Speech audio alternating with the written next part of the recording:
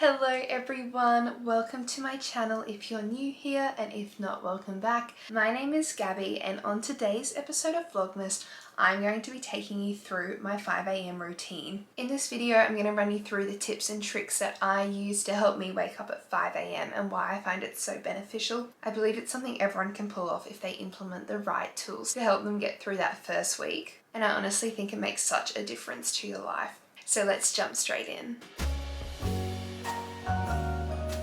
It has just hit 9:32 p.m. on the clock, and you might be wondering why I'm filming a 5 a.m. routine in the evening, but as you can see, I'm already in my Christmas pajamas, and to really master that 5 a.m. morning routine, it starts in the evening. So rule number one is to always be in bed by 10 p.m. I function the best when I get at least 7 hours of sleep, and that 10 p.m. mark ensures that I just make the cut for 7 hours of sleep. Ideally, it would be closer to 8 hours, but being realistic, 7 hours of sleep is the minimum I need to have a good day the next day. And so that's always number one on the list. Rule number two is to be set up before I go to sleep, which means having my activewear set out beside my bed, shoes and socks ready to go.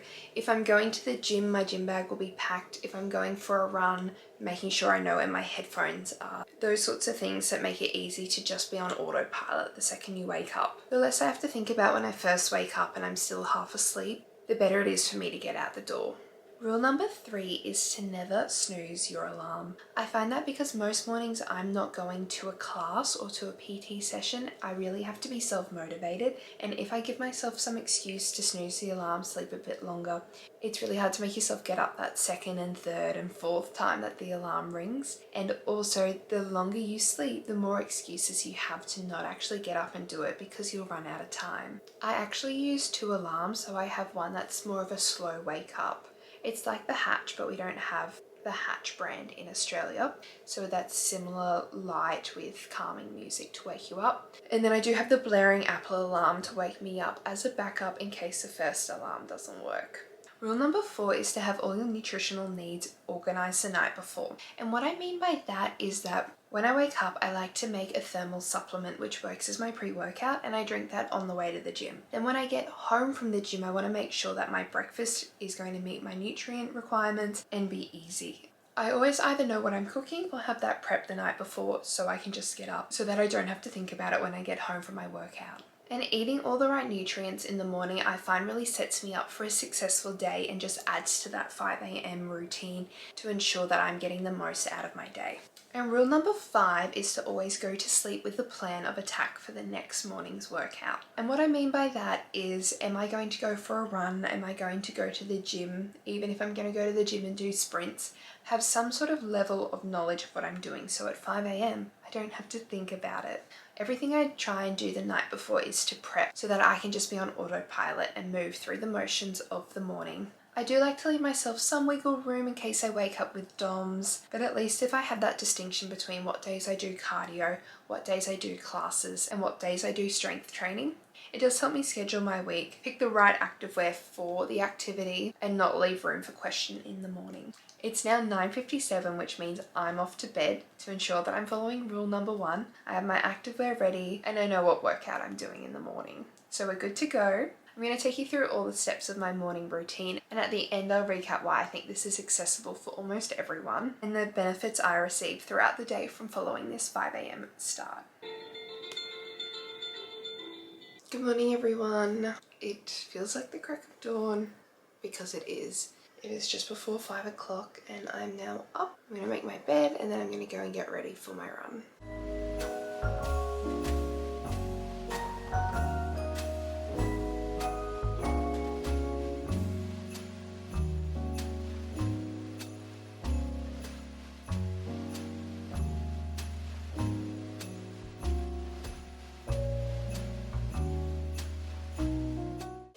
Do you want to go for a walk?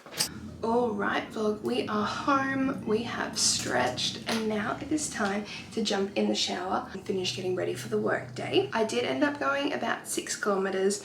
I walked most of it because I took my dog and she's got to go to the vet for her vaccinations tonight, so I was trying to wear her out a little bit. But I will be back with you guys very soon.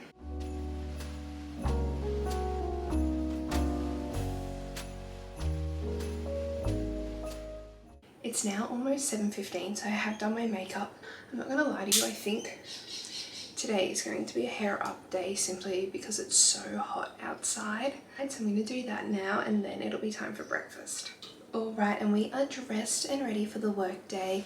At this time of year it gets a bit more casual. It is the last week of work for the year, and because of the heat and limited people in the office, I do like that it's a bit more chill. I'm actually going to have breakfast once I get to work, and then this afternoon I'll take you through all the reasons why I think it's so beneficial to wake up at 5 a.m. Okay, wow, it is now 6 p.m, which means that I have survived a full day of work and have been up for 13 hours. And I just wanted to jump on now and talk about why waking up at 5 a.m. has been such a game changer for me. Waking up at 5 a.m. is for more than just an early start for me. It's about setting myself up for success. Here are some of the key things I've noticed from making this part of my daily routine. The first thing I've noticed is that waking up early and having a list of things to get through before the workday means that I'm so much more productive. I generally find that if you can tick off a few easy things from your to-do list, that gets the ball rolling and the momentum is there to have a productive day. So that means when I wake up and make my bed, go to the gym, get ready properly for the day, eat a nutritious meal, I've already set myself up for success before the day has even really begun for most people. Number 2 is that I have way less excuses for skipping exercise. I find that when I wake up that early, I'm already a little bit disoriented, so it's much easier to just drag myself out of bed without that second thought and get through that workout on autopilot. It also means if I am up that early and I do have the time to get that exercise out of the way, that I may as well just keep the ball rolling and use my time really effectively to get it out of the way. Which also leads me into my third point, which is that I have my afternoons free. Now, not every afternoon is free. I do have some afternoon classes and other responsibilities, but being able to come home from work most days of the week and just do what I need to do to get through the evening and not have to schedule in that exercise and convince myself to go to the gym in the afternoon, which is so much harder than in the morning. It just takes that layer off, and by the time you get to the afternoon you've kind of forgotten what you did in the morning anyway, and you're like, oh, I did work out 13 hours ago, that's good. And so I love that it's just already ticked off my to-do list. The fourth thing is that limited amount of excuses and the time set aside to exercise, because there's not really much else that you can do between 5 and 6 a.m. means that all of my goals are in alignment and I'm able to keep progressing in the gym, keep progressing in my career because I'm having that productive day afterwards, keep progressing in my nutritional goals because I've only given myself the option of nutritional food in the morning. So I really do feel like it sets me up for success.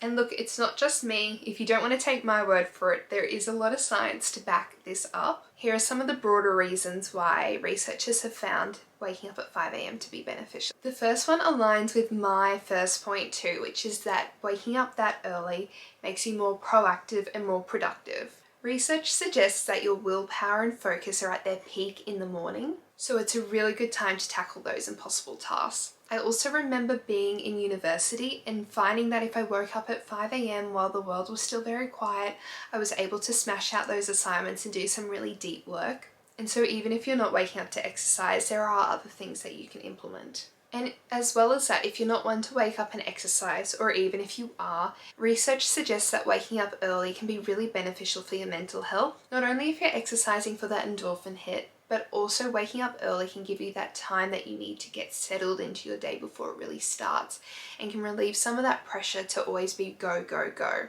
Also, rising with the sun does allow you to have that cortisol boost in the morning when you need the cortisol in your body, and that really helps you regulate your circadian rhythm, which improves your sleep quality and inadvertently your mood as well. The science also suggests that people who wake up earlier prioritize their physical health. Having a consistent routine, so a wake up time, a sleep time, can lead to better overall health. And as well as that, often the thing that gets you out of bed so early is doing some form of exercise, so that will improve your physical health overall long term. And lastly, the science also aligns with goal achievement. Waking up that bit earlier means that you're creating some dedicated time to develop yourself and not just survive, but thrive every day.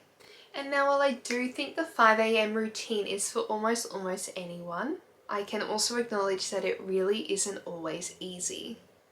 I think, as is always the case, consistency is the key factor here.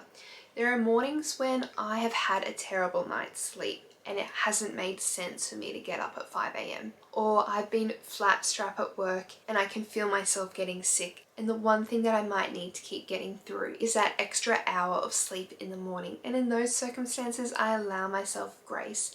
But being consistent and sticking to that 5 a.m. morning routine as much as possible, for me, is really worth the benefits.